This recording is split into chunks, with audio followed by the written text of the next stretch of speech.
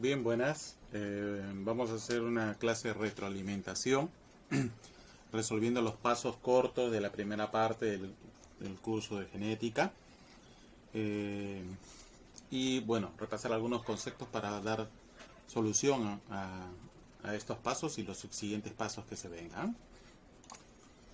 Bien, la primera pregunta que tuvimos en el paso corto teórico, ¿no? Nos pregunta cuál es el genotipo correcto de un individuo trihíbrido, ¿no?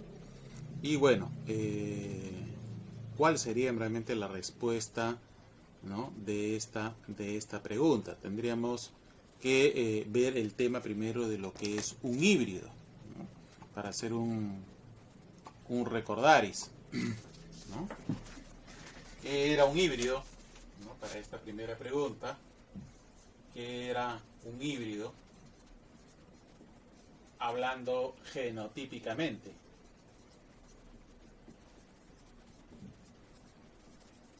¿No? Hablando genotípicamente.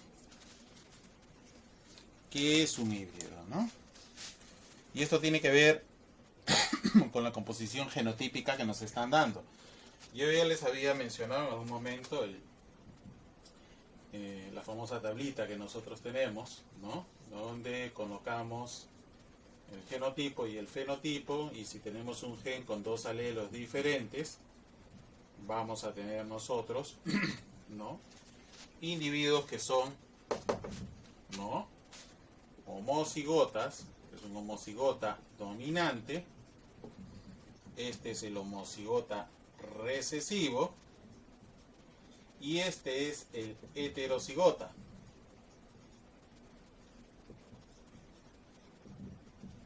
¿Ok? El heterocigota. Y este heterocigota es también conocido, ¿no? También se conoce con la terminología de híbrido, ¿no? Híbrido, cruzado, mestizo, ¿no? Son connotaciones, ¿no? Son connotaciones de cruces. Es un individuo heterocigota. Entonces, si nosotros nos llevamos este híbrido, ¿no? Cuando tenemos un híbrido de esta forma, un heterocigota de esta forma, en verdad acá lo que nosotros tenemos es un mono de uno híbrido. ¿Ok? Un mono híbrido. Ahí hay un solo gen con dos alelos diferentes. ¿Qué pasa si yo quiero representar cómo sería, pues, alguien con un genotipo ya no monohíbrido, sino dihíbrido? Un dihíbrido, ¿no? Tenemos la combinación, ¿no? de dos genes con dos alelos independientes cada uno. Y si respondemos la pregunta, ¿no? ¿Cómo sería un trihíbrido? ¿Cómo sería un trihíbrido? ¿No? Entonces tendríamos que tener tres genes con dos alelos diferentes cada uno. Entonces, una posibilidad, ¿no? Sería, vamos a ponerle, para no poner letra C, lo recomendable es no poner letras que mayúsculas o minúsculas se parezcan. Entonces vamos a utilizar la D, podría ser esta posibilidad, ¿no? Y ahí tenemos nosotros un trihíbrido, ¿no? Entonces, en la pregunta que nos hacen, ¿no? En la pregunta que nos hacen, la respuesta sería la D, ¿no? Donde nosotros tenemos un individuo, ¿no? Trihíbrido, ¿no? Donde cada componente para cada gen son dos letras diferentes, ¿ya? Una letra mayúscula, una letra minúscula, y esa sería la respuesta correcta para esta primera pregunta. La siguiente pregunta dice: ¿cuál de los siguientes cruces es un ejemplo de cruce de prueba? ¿Ok? Cruce de prueba. Bien, para un cruce de prueba, ¿para qué utilizamos un cruce de prueba? Y eso tiene que ver con los rasgos que son heredados con dominancia completa, tienen una herencia de dominancia completa, es decir, en este caso vamos a poner, usando la misma tabla, el alelo A mayúscula domina al alelo A minúscula, ¿ok? Y vamos a suponer, solamente que este alelo de repente me da el color, vamos a verlo, color negro, este alelo minúscula me da el color blanco, entonces, ¿no? Este individuo, ¿de qué color será? Este individuo, profesor, va a ser de color negro. ¿Y este individuo de qué color será? Blanco, ¿no? Lo interesante es que el homocigota recesivo tiene un solo fenotipo. O sea, ni bien vemos el color blanco, sabemos que ese individuo es homocigota recesivo. Y el heterocigota, al ver dominancia completa, acá hay dominancia completa, ¿no? Entonces también va a mostrar un rasgo negro. Entonces cuando nosotros vemos un individuo de color negro, no sabemos qué genotipo es. No sabemos qué genotipo es. Podría ser homocigota dominante o podría ser heterocigota. No lo sabemos. Y para eso se utiliza el cruce de prueba. Y para el cruce de prueba, nosotros vamos a utilizar, ¿no? Al cruce de prueba, vamos a utilizar a este individuo blanco que ya sabemos que tiene ese genotipo. Entonces tenemos dos posibilidades, ¿no? Para este cruce de prueba vamos a tener la primera posibilidad, vamos a ponerle A, es cuando cruzamos, vamos a suponer, cruzamos un individuo, no lo sabemos, que es homocigota dominante, lo vamos a cruzar con el blanco, porque ya sabemos que es blanco, ¿no? Este negro, vamos a suponer que este negro sea homocigota dominante, entonces, producto de este cruce, vamos a tener en la F1, ¿no? Ya lo sabemos, ley de la uniformidad, primera ley de Mendel, todos van a ser, ¿no? Todos los individuos van a ser heterocigotas, ¿ok? 100%.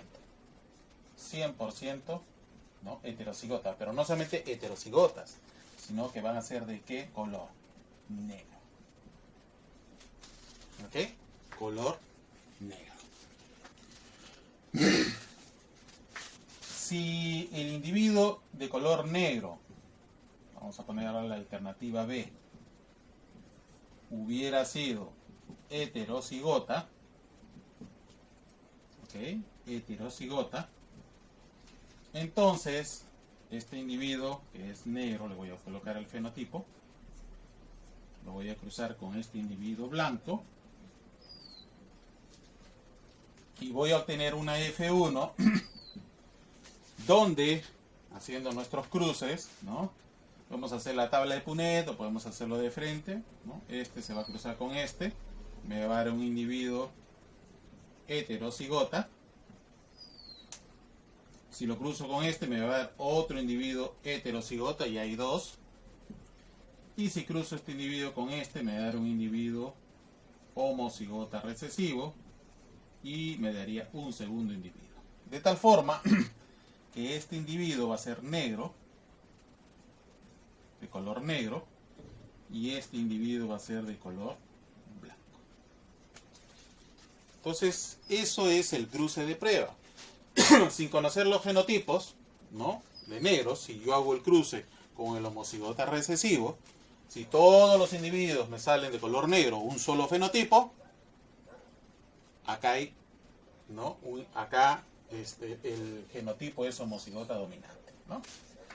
Entonces acá la respuesta de esto sería que este individuo es homocigota.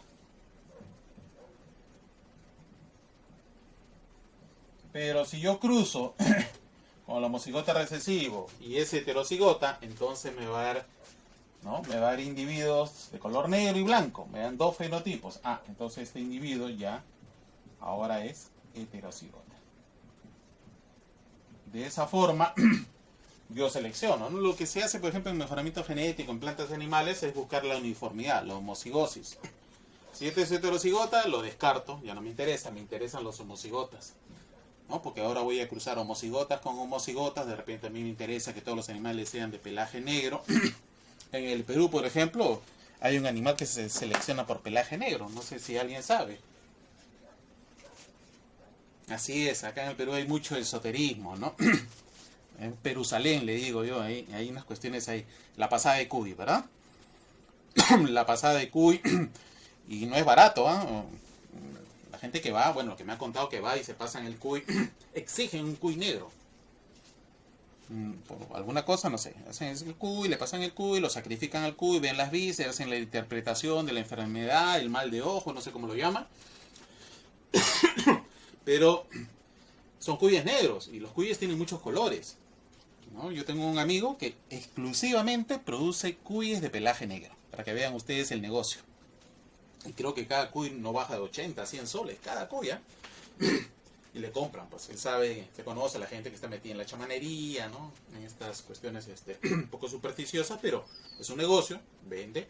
Y él ha desarrollado una línea negra. O sea, ha hecho, ¿no? Ha cruzado negros, solamente le salen negros.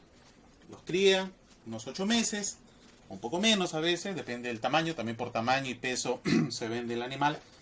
Y bueno, pues, ¿no? Es un negocio. Es un negocio. Y está aplicando genética, ¿no? Está aplicando genética. Es un mercado, bueno, que en buena hora, ¿no? En buena hora. ¿Cuál sería acá? De los siguientes cruces es un ejemplo de cruce de prueba. Profe, pero usted me ha dibujado un solo genotipo. Sí, pero ¿cuál es el problema? Si fueran 2 genotipos, ¿no? Indudablemente si fueran 2 genotipos, ¿no? Tiene que ser el cruce de prueba, ¿no? Con un homocigota recesivo doble. Y el homocigota recesivo doble es AA minúscula, BB minúscula, ¿no? Y la única respuesta que ustedes tienen que tiene AA minúscula, BB minúscula, es la respuesta D. No hay pierde. No hay pierde. Ahí lo tienen. Y lo está cruzando con ¿qué? Acá este individuo AABB. Está cruzándolo con un individuo homocigota dominante doble, ¿no? Como este, ¿no? Un homocigota dominante doble. Entonces, de este cruce de prueba sería la respuesta, ¿no? Ese es el cruce de prueba. Y la siguiente pregunta dice, ¿qué otro tipo de cruce parental, un doble homocigota por un doble homocigota recesivo, daría el mismo genotipo dihíbrido?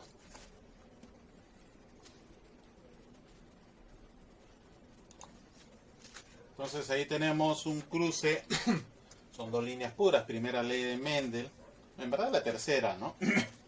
Es de la segregación independiente. Sabemos que en la F1 vamos a tener un individuo, ¿no? Que tiene las letras combinadas para ambos genes y esto se conoce con el nombre de dihíbrido.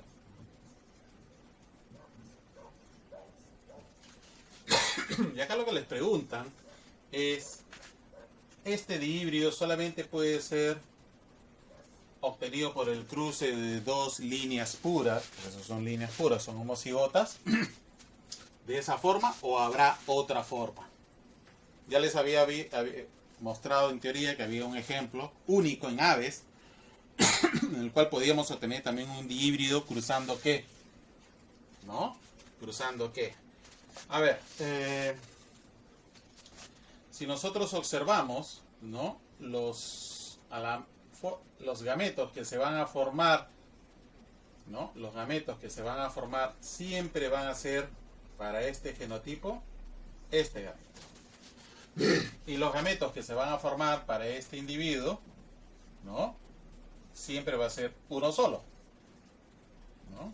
En este caso, las 2 letras minúsculas se combinan y obtenemos nosotros el dihíbrido. ¿Qué otra combinación podría darnos esto? ¿No? ¿Qué otra combinación podría darnos esto? ¿No? Bueno, y existe una, ¿no?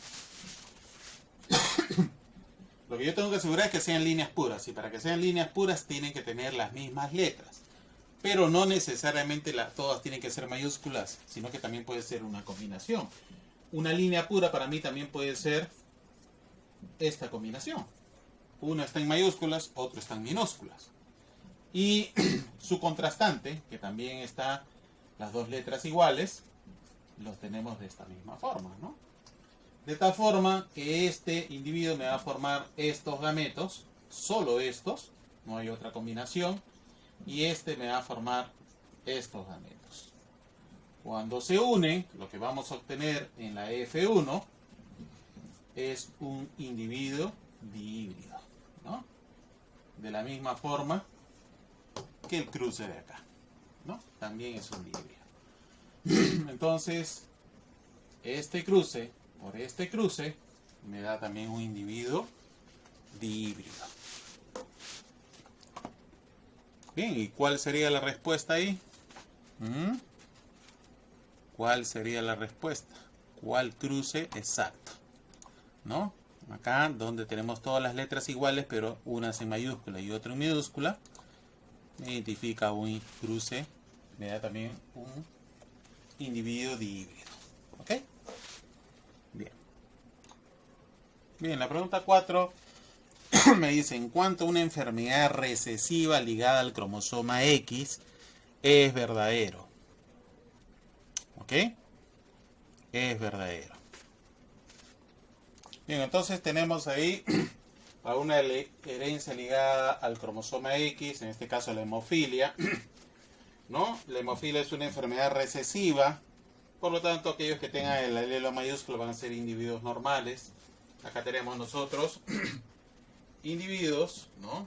En el caso de humanos, estos son femeninos y estos son masculinos o varones, ¿no? Homocigota y heterocigota normal, homocigota recesivo hemofílico, y en el caso de varones solamente hay normal y hay hemofílico porque el gen está en el cromosoma X, ¿no? Más no en el cromosoma Y. Bien, y preguntan, ¿la forma de herencia está vinculada con los cromosomas autosómicos? ¿No? ¿Eso es verdadero? No es verdadero, porque estamos hablando de una herencia ligada a los cromosomas sexuales. Bien, descartado la A. B. Una mujer homocigota recesiva tendrá un fenotipo normal. Una mujer homocigota recesiva tendrá un fenotipo normal, mientras que si es heterocigota tendrá fenotipo afectado. A ver, una mujer homocigota recesiva. ¿Cómo es una mujer homocigota recesiva? ¿Es normal? No, es hemofílica. Por lo tanto, esa respuesta es falsa. Dice, la hemofilia no es un ejemplo. Bueno, estamos viendo un caso de hemofilia, así que esa respuesta también es falsa. Y existe mayor proporción de varones afectados que mujeres.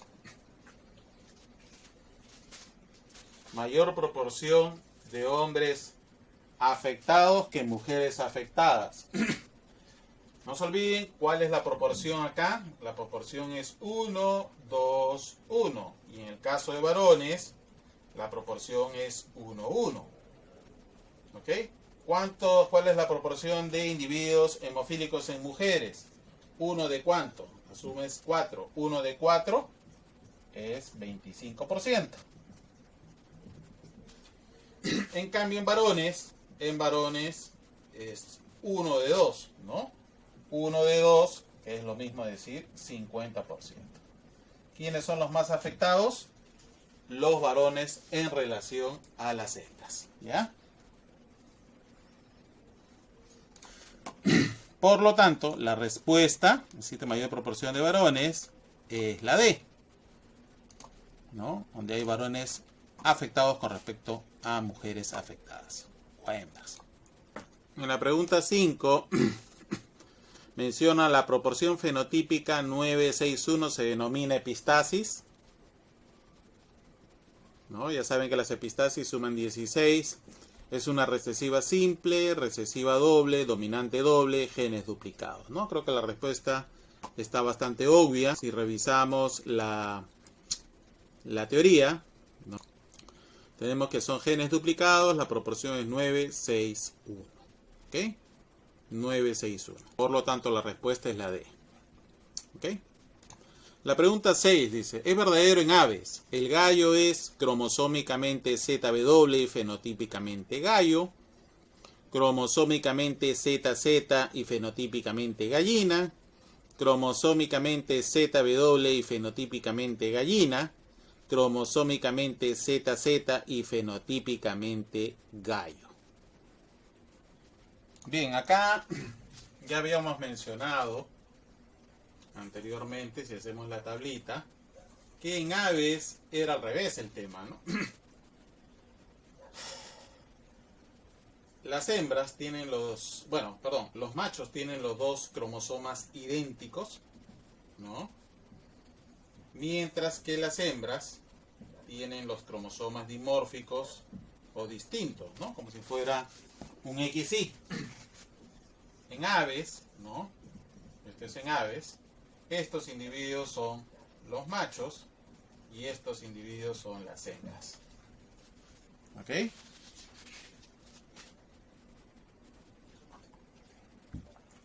Entonces,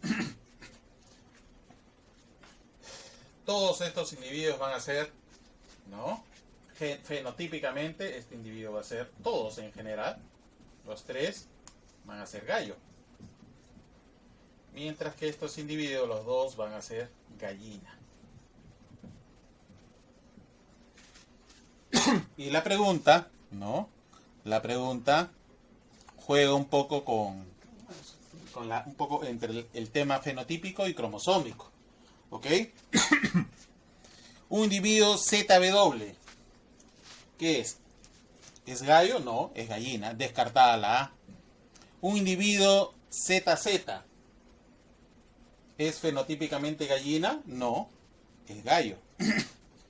Un individuo cromosómicamente ZW, ZW, ¿no? Es gallina, ¿no? ZW, gallina. Y un individuo cromosómicamente ZZ y fenotípicamente gallo.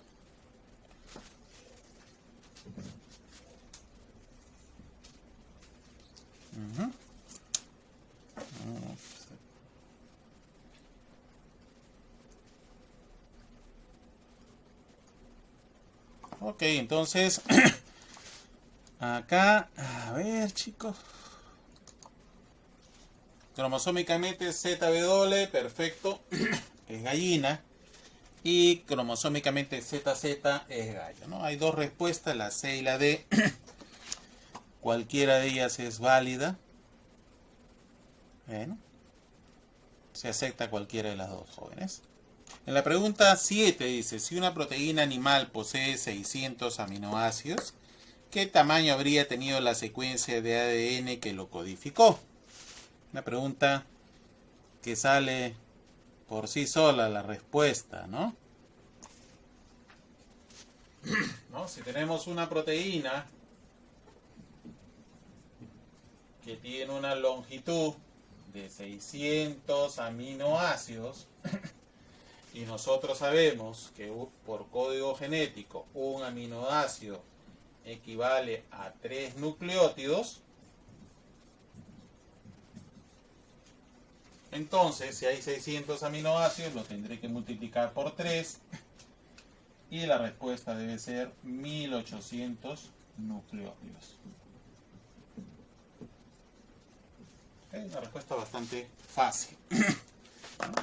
Bastante fácil, ¿no? Entonces la respuesta es la A, ¿no? Que coincide con la respuesta de la pizarra, ¿no? 600 aminoácidos por 3, 1800 nucleótidos.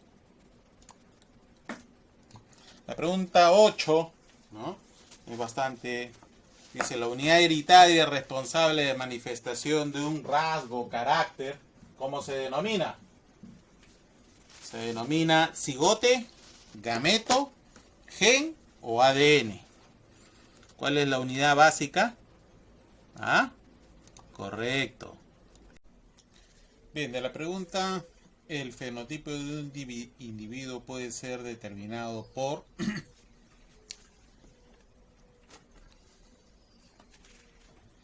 cruces de híbridos, observación de las características externas del individuo, cruce de prueba, cruces entre parentales.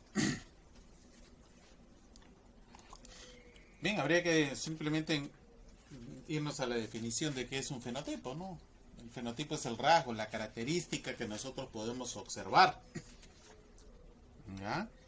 En este caso, pues, la respuesta es la observación de las mismas características externas del individuo, ¿no? Como el color del pelaje, el tamaño, la altura, la forma, ¿no?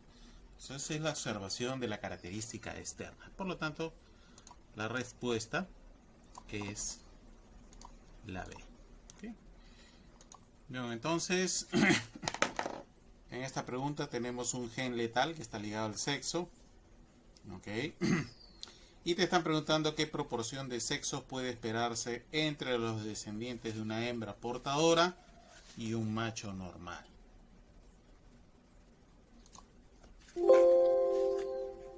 Bien, para eso nosotros tenemos que trabajar con nuestro cuadrito y definir qué alelo es mortal o letal. Nosotros tenemos acá, por ejemplo, hemos considerado, ¿no? Estamos hablando de ligado al sexo, por lo tanto estos son hembras y estos son machos. Ahí tenemos. ¿Ok? Y hemos considerado la M minúscula como letal y la M mayúscula como no letal o normal, ¿no? Por lo tanto, una hembra sí es una hembra normal, una hembra sí es una hembra normal, pero es una hembra portadora. MM minúscula será letal y macho normal es de esta forma y con M minúscula es letal, ¿no? Entonces, en el problema están pidiendo un cruce de una hembra portadora y un macho normal, ¿no? ¿Qué proporción de individuos vamos a obtener? Bueno, si quieren, para verlo un poco más fácil, aplicamos un cuadro de Punnett, ¿no? Hembra, macho, ¿no? Entonces se segregan cada uno de ellos, cada cromosoma se va a segregar y se va a combinar independientemente, ¿no? Entonces vamos a tener XXXX, XY, XY, ¿no?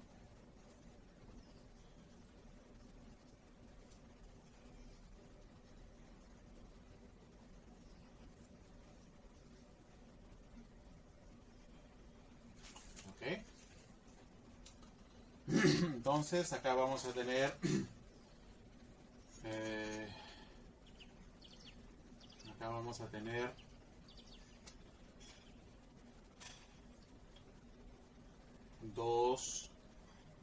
dos hembras normales,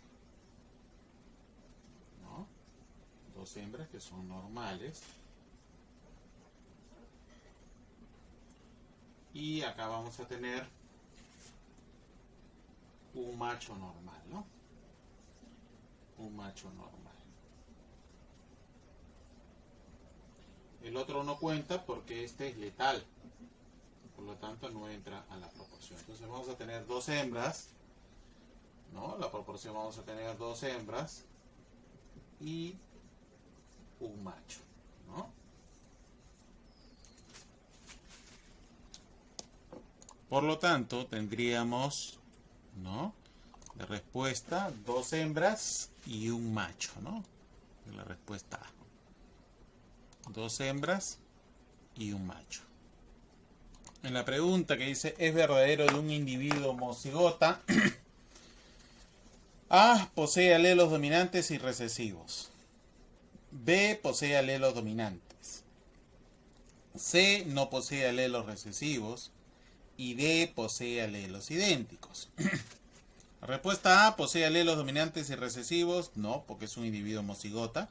No posee alelos dominantes, tampoco, porque hay homocigotas dominantes. No posee alelos recesivos, tampoco, porque hay homocigotas recesivos. ¿Posee alelos idénticos? Sí. ¿no? La respuesta es que un homocigota, sea dominante o recesivo, posee alelos idénticos. Por lo tanto, la respuesta es la D, ¿no? De concepto, una pregunta de concepto.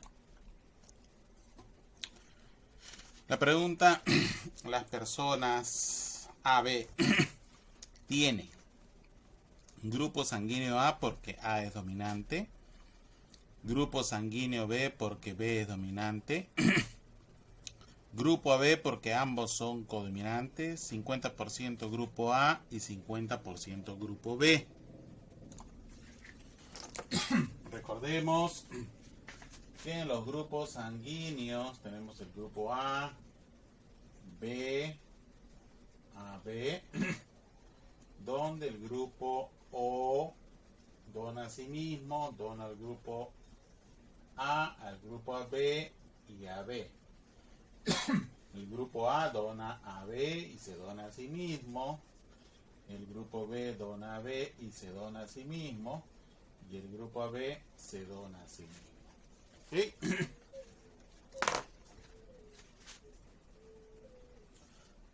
Grupo sanguíneo, donde A, el alelo A, pesa igual que el alelo AB y ambos dominan al alelo O.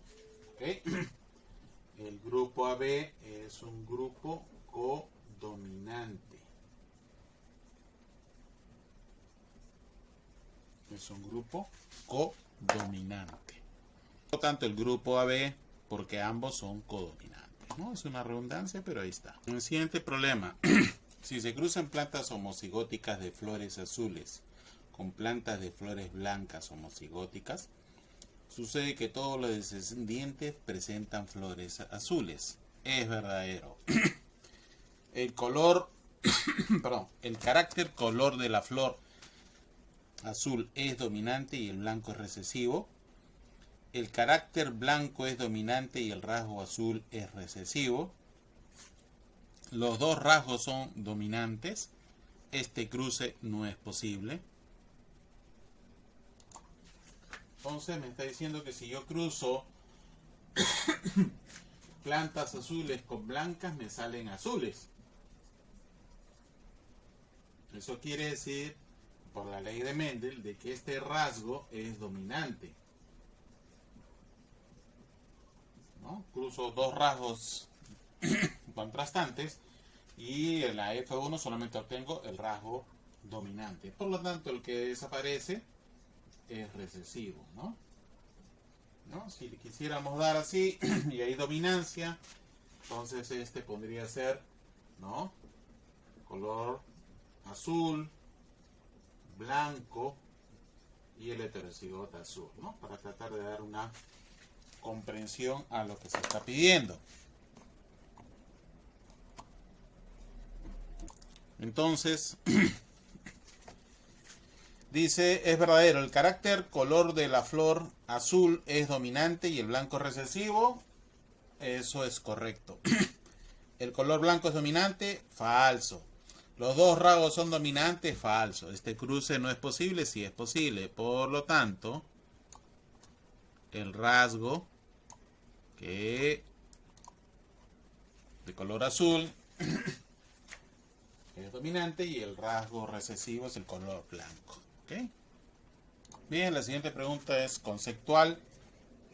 Los ácidos nucleicos están formados por nucleótidos. Correcto.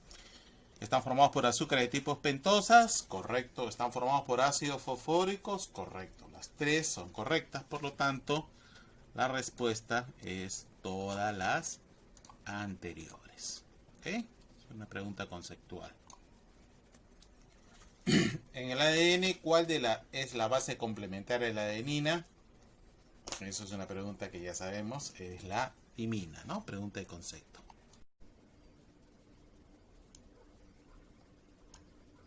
Bien, para la pregunta 16, es falso sobre la regulación por metilación.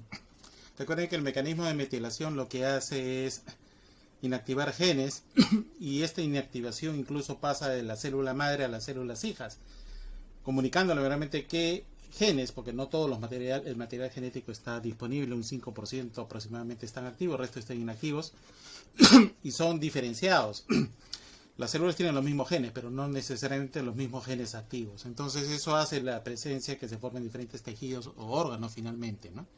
Eso es gracias a la metilación. Vamos a ver cuál es lo falso de la metilación. Es el mayor control ejercido sobre la transcripción de un gen durante el desarrollo. No, eso es verdadero. La metilación es uno de los mecanismos que más se utiliza para justamente controlar la transcripción de RNA y finalmente la producción de una proteína que tuviera un efecto fisiológico. ¿Ok? Eso es verdadero.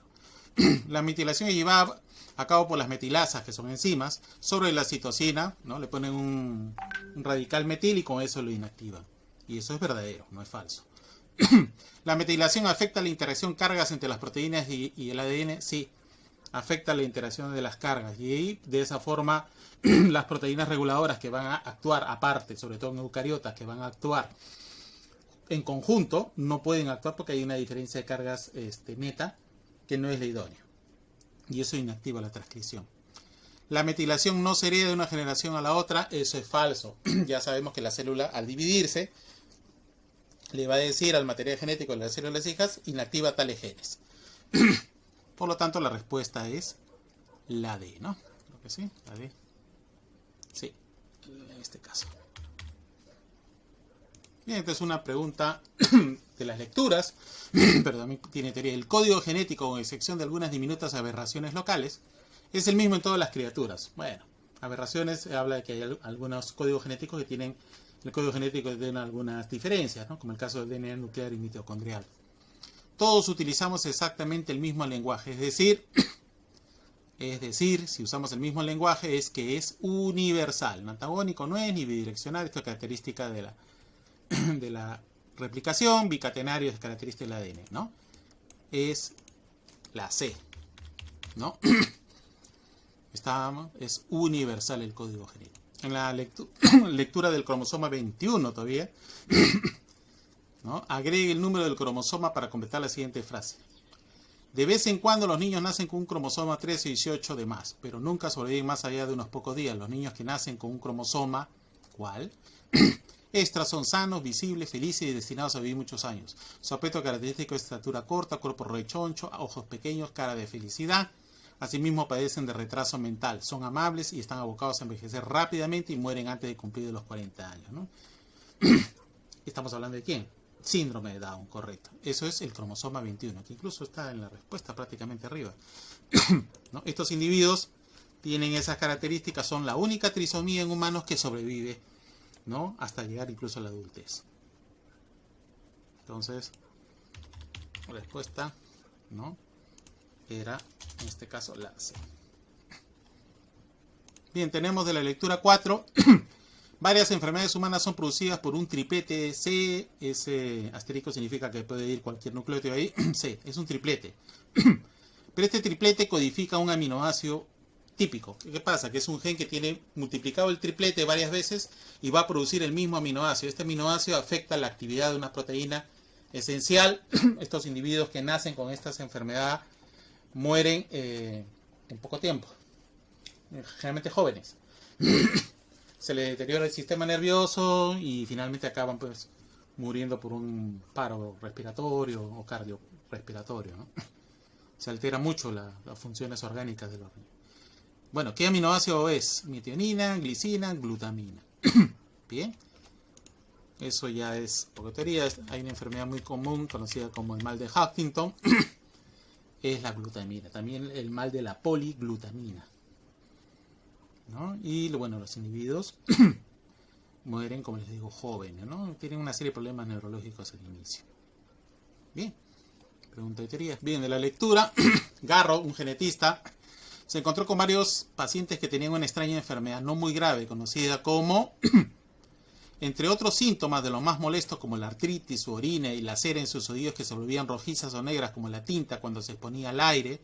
Así como ustedes cortan una papa y la dejan, se pone negra con el tiempo, dependiendo de lo que hubieran comido. En 1910 los padres de uno de estos pacientes, un niño pequeño, tuvieron un quinto hijo que también tenía la afección. Es decir, volvió a repetirse en la misma familia la mutación. Esto hizo pensar a Garro en la posibilidad de que fuera un problema de tipo familiar, genealógico, ¿no? Genético finalmente.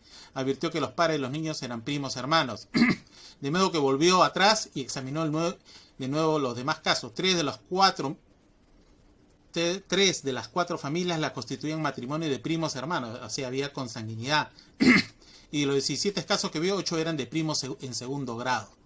Pero el mal no transmitía simplemente de padres a hijos. Muchos de los que la padecían tenían hijos normales. Pero la enfermedad podría reaparecer posteriormente en sus descendientes. Entonces se saltaba una generación. Aparecían enfermos una generación, la otra no aparecía. Asumiendo una herencia de tipo autosómica, ¿cuál será? Primera ley de Mendel, ¿qué sucede? Vamos a suponer que haya una enfermedad en el recesivo. Se cruza un homocigota recesivo con un homocigota dominante que está sano y todos los individuos te salen sanos. Pero luego cruzas, porque hay consanguinidad entre ellos, es lo que hizo Mendel, cruzó una planta hermana con otra, puede también darse en animales, en humanos, y apareció la enfermedad en menos proporción en la F2, pero apareció. Una generación estaba, la siguiente no estaba, y otra vez vuelve a aparecer. Eso es porque el rasgo es recesivo. Entonces, ya sabemos que el rasgo es recesivo, nos quedan dos respuestas. Y acá tenemos, ¿no? Huntington, que es la anterior, no tiene que ser, es la alcantonuria, que está en el texto.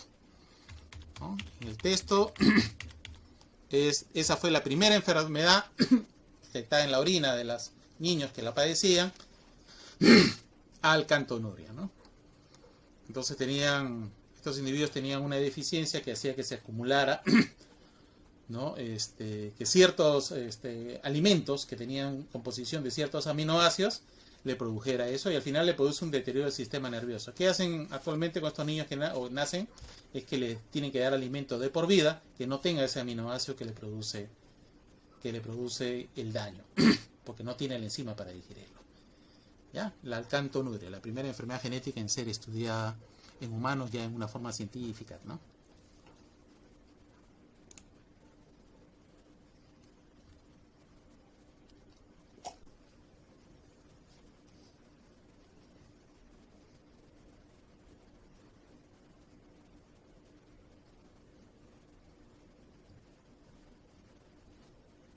Bien, para la resolución del paso práctico 1, empezamos con la pregunta. Una molécula de ADN molde contiene 53% de guanina. ¿Cuánto porcentaje de citosina espera encontrar en la cadena de ADN complementaria? Nosotros no debemos olvidar, hay una famosa ley de Chargaff, ¿no? Hay una famosa ley de Chargaff, esta ley de Chargaff, que es bastante conocida, ¿no? ¿Qué nos dice esta ley de Chargaff? Por ejemplo, vamos a suponer que tengo tengo una cadena de ADN molde y una cadena de ADN complementario, y tiene 4 nucleótidos, adenina, timina, guanina y citosina. Sabemos por la ley de Chargaff, ¿no?, que la adenina de ambas cadenas, ¿no?, debe ser idéntico en número. ¿No? Entonces, adenina va con timina, guanina va con citosina. ¿Ok? Si hay 25% de adeninas, ¿no?, en el ADN, en los dos ADNs, significa que también tiene que haber el mismo porcentaje de timina. Tiene que haber el mismo porcentaje de timina por la ley de Chargaff, ¿no? Entonces, si yo tengo 25% de adeninas, ¿no?, en toda la cadena, en ambas cadenas se va a cumplir eso, ¿no? Entonces vamos a suponer, sí, 25%. 25%, ¿no? Entonces, ¿cuál será el de guanina con citosina? Va a tener que ser el 100% menos 25, ¿no? Si hacemos una suma, ahí tenemos 75%, porque debe sumar 1 en ambas cadenas. ¿Ok? En ambas cadenas. Eso se debe cumplir con la ley de Chargaff, ¿no? En este caso todos tienen 25%, hemos puesto un ejemplo, ¿no? Pero el problema nos dice, ¿no?, que nos está pidiendo cuántos, si el ADN contiene, ¿no?, contiene 53% de guanina. Una cadena de ADN molde contiene 53% guanina.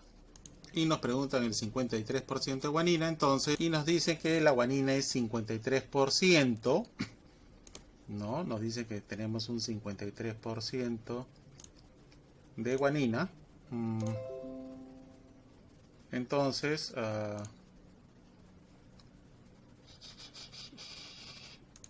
esto debemos dilucidar.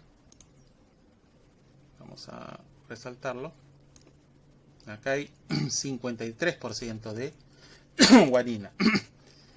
Entonces, según la ley de Chargaff, ¿no?, nosotros sabemos, ¿no?, que si hay 53%, ¿no?, tenemos 53% de guanina, ¿no? Hay un 53% de guanina y me están pidiendo cuánto de citosina hay. Si ustedes lo ven, ¿no?, es en ambas cadenas. Si acá tengo 53% en la ADN molde, entonces debo tener ese mismo 53% de citosina en el complementario. ¿Ya? Eso quiere decir, ¿no?, que finalmente la respuesta es 53%, ¿no?, de citosina, porque deben tener la misma proporción, ¿no? Un cálculo bastante sencillo. La respuesta es la B. Bien, la siguiente pregunta, que se les da las opciones a ustedes si quieren utilizarlo a mano. Yo generalmente utilizaría a mano porque es una secuencia pequeña. Utilice tales programas, ¿no?, versión online, de la siguiente secuencia. Tienen un ADN molde 3', 5', ¿no?, con 1, 2, 3, 4, 5, 6, 7, 8, 9, 10, 11, 12, 13, 14, 15, 16, 19, 20, 21, 22, 23, 24. Si son 24 nucleótidos, debo tener, entonces, si todos van a ser transcritos o traducidos en UR, también debe haber 24 nucleótidos de ARN molde. Porque la transcripción es de ARN molde a ARN complementario. Y acá te está pidiendo cuál es la secuencia de ADN complementario, debe ser también 24, y cuál del ARN mensajero, respectivamente. Ya sabemos que ADN se transcribe en una molécula de ARN mensajero y esta a su vez se transcribe en un ARN mensajero, pero también se complementa con su ADN molde. Lo que hay que tener cuidado es en el sentido de las secuencias. Entonces, ahí tengo mi secuencia, ¿no? Lo voy a poner acá, de ADN molde, ¿no? Vamos a poner una M lo más representamos, las cuestiones prácticas. Ahí está mi ADN. ¿Necesito calculadora? No. ¿Necesito? No. Vamos. Yo les pregunto, y eso es bueno, porque en este tema hay que ejercitarse. ¿Cuál será la secuencia? A ver, ¿cuál será la secuencia de... Vamos a poner un color más... ¿Cuál será la secuencia del ADN molde? Perdón, complementario. De frente. Profesor, ¿tiene que ser en sentidos contrarios? Sí, muy bien. Tiene que ser en sentido contrario, ¿no? Y complementemos, jóvenes. Complementemos. ¿Cuánto es? Ley de Chargaff. Timina, ¿con quién va? Con adenina. Adenina, ¿con quién va? Con timina. Timina, ¿con quién va? Con adenina. Citosina con guanina. Citosina. Timina, adenina. Guanina. Timina. Adenina, adenina, adenina. Timina, timina. Vamos a poner un poquito más cerquita. Ahí está. 2 timinas, 2 adeninas. Citosina, 2 timinas. Citosina, timina, timina. Guanina, citosina. Guanina, perdón. A ver. Citosina, timina. citosina, timina, guanina y adenina. Hay que tener cuidado, no equivocarse, jóvenes. Y 5'. Listo. Ahí está. Timina, adenina, revisamos, guanina, citosina, timina, adenina, guanina, timina, adenina, timina, adenina, perdón. Citosina, timina, citosina, timina, guanina. Ajá, aquí hay un error. Timina. Listo. Siempre verificando. Ya está. Ahora la pregunta es, ¿y el ARN mensajero? El ARN mensajero. Acá el ARN mensajero también tiene que ir en sentido contrario. O sea que era 3' y es a partir del DNA molde, no se transcribe el DNA complementario. Por lo tanto, ¿no? Debe empezar con 5', igual que el ADN complementario, ¿no? ¿Ok? Entonces, acá ya sabemos que en lugar de timinas debe haber uracilos, correcto. Uracilo. Entonces, timina con adenina, perfecto, adenina, profesor. Adenina con timina, va uracilo. Ah, perfecto. Timina me debe dar una adenina, perfecto. La siguiente, complementario igual, pero si ustedes se dan cuenta, la secuencia de ARN mensajero es idéntica a la secuencia de ADN complementario, solamente que en lugar de poner timina, vamos a poner uracilo. ¡Uy! Fácil. La que viene es uracilo, adenina, guanina, ¿no? Uracilo, adenina, uracilo, ¿no? De ahí, perdón. Adenina, timina. Uracilo. ¿No? Todas las timinas son reemplazadas por uracilo. Adenina, citosina, uracilo, citosina, otra vez timina, uracilo, guanina y el último un uracilo.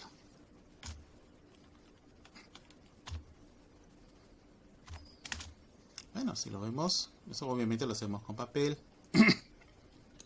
Ya está. A ver, repasemos. Misma secuencia, misma adenina, uracilo, todas las timinas, adenina, guanina, citosina. Acá va un uracilo, adenina, guanina, uracilo, adenina, uracilo, adeninas, citosinas, uracilo, citosina, uracilo, guanina, uracilo. Perfecto. Y por ahí quiero hacer una comprobación. Bueno, pongo la secuencia, utilizo uno de los programas y hago la transcripción, ¿no? Y ahí puedo ver yo si esta secuencia en verdad calza con la que yo acabo de obtener, ¿no? Entonces comparamos las secuencias. Primero nos están pidiendo el ADN complementario. Y acá ustedes van a ver, ¿no? ATA, GGG, ajá. Este ADN complementario no coincide, ¿no? Este nucleótido es guanina y citosina, y acá aparece citosina. Descartado la. El otro tiene uracilos. Y DNA complementario no tiene uracilos. Descartado. Acá tenemos AT, AG, CT, AGT, AAA, TT, AA, AA.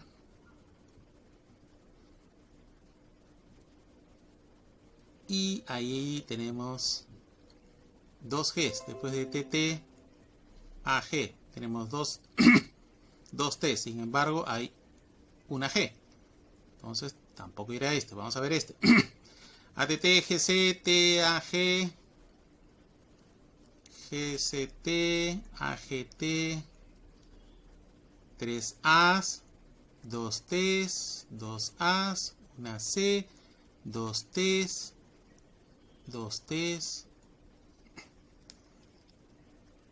Y hay un tema, porque los últimos, a ver, AAC, AAC, TT, TT, CTT y GT. Coincide, este sí coincide con nuestra secuencia, ¿no? Este sí coincide con nuestra secuencia. Y el tema va con la secuencia del ARN mensajero. Vamos a pegar nuestra secuencia. Y ahí lo tenemos. Y si observamos, acá empieza con adenina. Adenina con uracilo. Adenina, uracilo, adenina. Adenina, uracilo, no hay.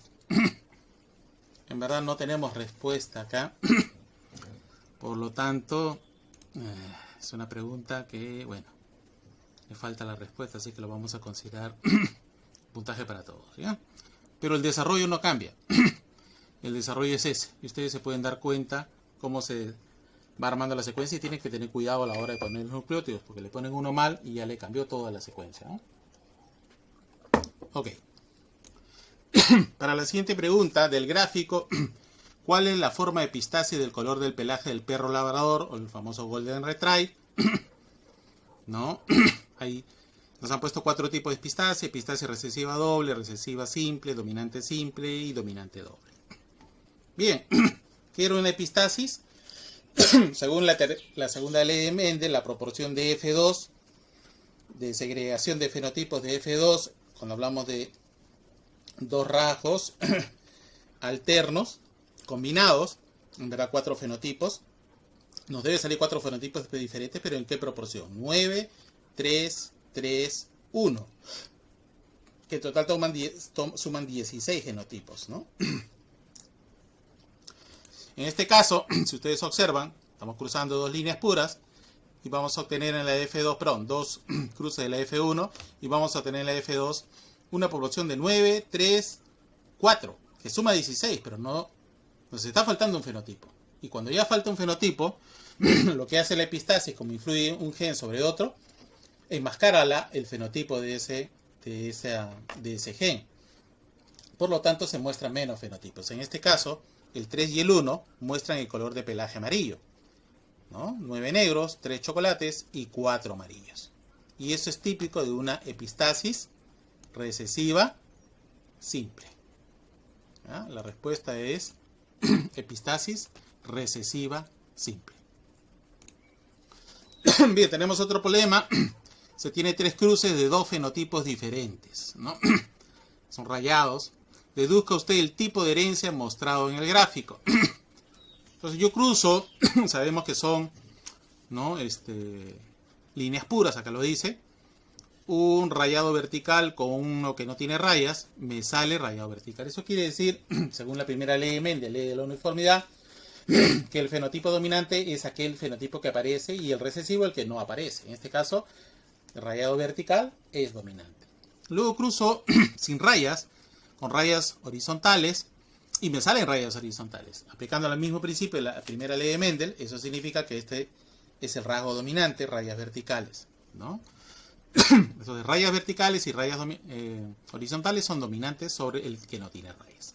Y luego un cruce, ¿no?, de estos dos individuos, el rayas verticales y rayas horizontales, y obtengo un individuo que tiene ambas rayas horizontales y verticales presentes en el individuo. ¿Y cuándo sucede eso?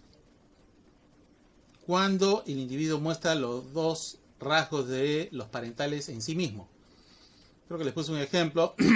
¿Qué pasa si cruzo un animal de pelaje negro con uno blanco y el individuo me sale de manchas negras y manchas blancas en su pelaje? Están presentes los dos rasgos. Eso se llama, ¿cómo se llama? Codominancia. ¿Ok? Codominancia. La respuesta es la codominancia. Era la C. Bueno, entonces una pregunta más teórica que práctica. ¿Qué observamos ahí? Genes homeóticos. Son genes que ya vimos un capítulo, se activan durante el desarrollo embrionario, determinan el patrón corporal del individuo y luego desaparece, ¿no? Desaparece. Entonces les ponen, dice, tenemos insectos, ahí tenemos un insecto metamerizado, como si fuera un embrión al inicio, igual un pez, un vertebrado o invertebrado. Dice, los insectos descienden de un pez por presentar muchos segmentos parecidos en su cuerpo. Eso no es verdad. Filogenéticamente están muy alejados, pero la aparición, la determinación de una determinada porción del cuerpo podría no estar gobernado por genes homeóticos. ¿Ya?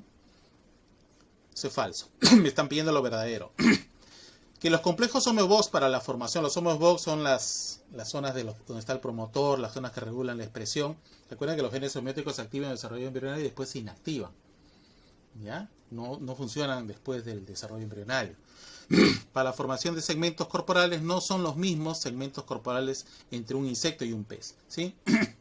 No necesariamente tienen que ser los mismos segmentos. Esa es una respuesta verdadera. Y la C, que el patrón corporal de un organismo está gobernado por los mismos genes homeóticos a diferente escala evolutiva. Eso sí es verdad, porque los genes homeóticos aparecieron cuando los animales se comenzaron a volver complejos. No tenían divisiones corporales, eran una estructura uniforme. Fueron de los más simples a los más complejos. Pero ese cambio anatómico fue dado gracias a la presencia de genes homeóticos que funcionaron muy bien y que lo único que hicieron para dar más complejidad no es cambiar, no cambiaron en verdad, esa zona homeobox se mantiene muy constante, lo único que hicieron es multiplicar el número de genes homeóticos y a medida que jugaban con la expresión de los genes homeóticos durante el desarrollo embrionario se formaban patrones corporales que seguían el mismo, ¿no? Es como una estructura fractal, ¿no? La pequeña se parece a la grande. Simplemente la complejidad está dada por la misma simplicidad de la estructura, ¿no? Estos genes homeóticos, como les digo, aparecieron hace 600 millones de años, se conservaron y los tienen todos los organismos, ¿no? En escala evolutiva que pertenecen al mismo taxón, ¿no? Todas las demás respuestas son verdaderas, eso no es verdad porque ya sabemos que hay falsas, entonces la respuesta es la C, ¿no? La C.